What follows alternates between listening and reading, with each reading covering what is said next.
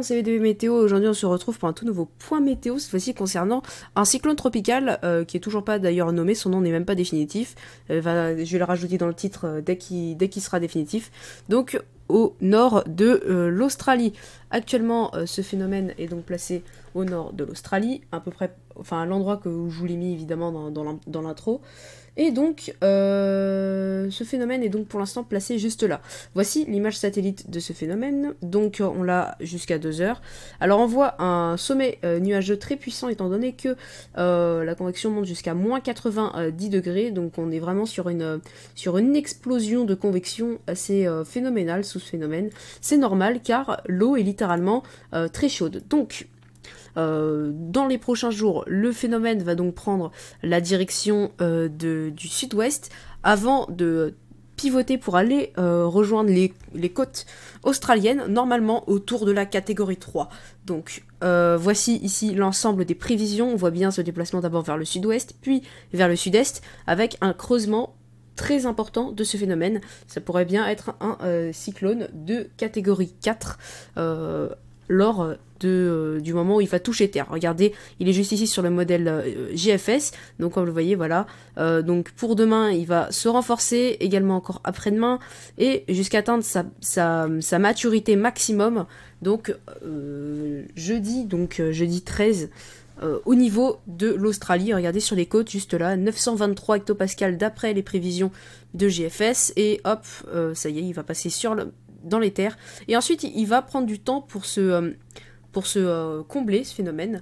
Donc c'est à peu près, je pense, la topographie du terrain de l'Australie qui fait ça, ou alors l'énergie emmagasinée qui fait que le cyclone n'arrive pas à s'affaiblir. Ça se voit vraiment bien dans l'accumulation du vent. Regardez, des rafales, bon là j'ai mis ECMWF qui voit la catégorie 5, mais bon, je pense pas qu'il faut s'affoler là-dessus, on va rester en catégorie 4. Et donc, regardez, d'après ECMWF, le vent va hyper loin dans les terres, avec des valeurs supérieures au stade d'ouragan, même loin dans les terres. Alors, pour la trajectoire dans les terres, ça reste encore à confirmer, parce que ça évolue un petit peu. Regardez ici sur GFS, un peu plus vers le centre du pays, sur le modèle local. Donc, c'est le modèle Access. Qu'est-ce qu'il voit? Attendez, ça lag un peu. Voilà, donc Access, comme vous le voyez, il voit continuer de se renforcer jusqu'au centre du pays également. Icon, je pense qu'il voyait à peu près la même chose, voilà à peu près ça. Donc oui, pour retenir les modèles principaux, le cyclone pourrait frapper l'Australie entre la catégorie 3 et la catégorie 4. Et non catégorie 1 ou 2, comme certains le disent, évidemment. Donc, évidemment, catégorie 3 ou 4, car le cyclone est actuellement dans de l'eau à environ 31 degrés, donc ça c'est largement possible qu'un cyclone puisse prendre l'énergie suffisante pour se former. Évidemment, 31 degrés c'est très très chaud, et donc du début à la fin, le cyclone est actuellement dans de l'eau à 30, puis il circulera jusqu'à de l'eau à 31 degrés, et donc c'est très très largement suffisant pour qu'un cyclone puisse se développer. Donc regardez ici les prévisions de modèles un petit peu plus fins, regardez jusqu'à 917 hectopascales, et donc du coup des fortes précipitations attendues. On attend parfois jusqu'à 700 mm de précipitations d'après certains modèles. Donc évidemment certains modèles sont plus évidents que d'autres pour les prévisions de ce type. D'ici on voit du 400, mais sur le modèle local on voit comme il dit du 600. Donc parfois des précipitations très intenses sous ce phénomène qui heureusement passe dans une zone désertique, donc où il y a quasiment personne. Attention cependant au risque d'inondation qui sera très très important sous ce phénomène. Et donc maintenant on va passer au niveau du vent. Comme vous voyez, voilà, donc on a une belle couronne de vent rouge, donc à peu près 130 nœuds, donc 130-135 nœuds, donc ça correspond à peu près à la puissance du cyclone Freddy il y a quelques semaines désormais, et donc du coup ce sera sûrement le deuxième phénomène important de cette année, donc pour l'hémisphère sud, pour commencer cette année. Et donc après, le cyclone ne pourra pas se reformer de l'autre côté de l'Australie. Faut pas se le dire, quoi, parce que l'Australie c'est tellement grand que le phénomène il fait déjà 1000 km à l'intérieur de l'Australie, et puis après c'est déjà largement suffisant. Et donc heureusement également que ce cyclone ne frappera pas de terre vraiment habitée. Peut-être sans doute quelques habitants, dans des bases ou dans des aéroports ou dans des autoroutes. Mais cependant, il n'y a pas de grosse ville supérieure à 4000 habitants, je dirais, dans la zone de vent très fort. Donc vous voyez, voilà, jusqu'à 137,4 nœuds. Et donc vraiment, ça veut dire que c'est vraiment un cyclone qui s'annonce très très fort, très très intense.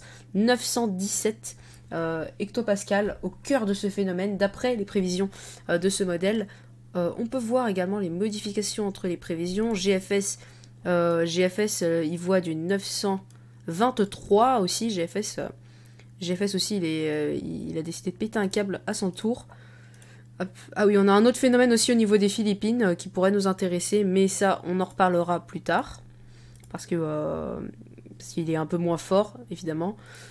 Et donc, tiens, avec celui-là, on peut savoir la température de l'eau. Température de l'eau, donc, évidemment, voilà, ça conforme ce que j'ai dit.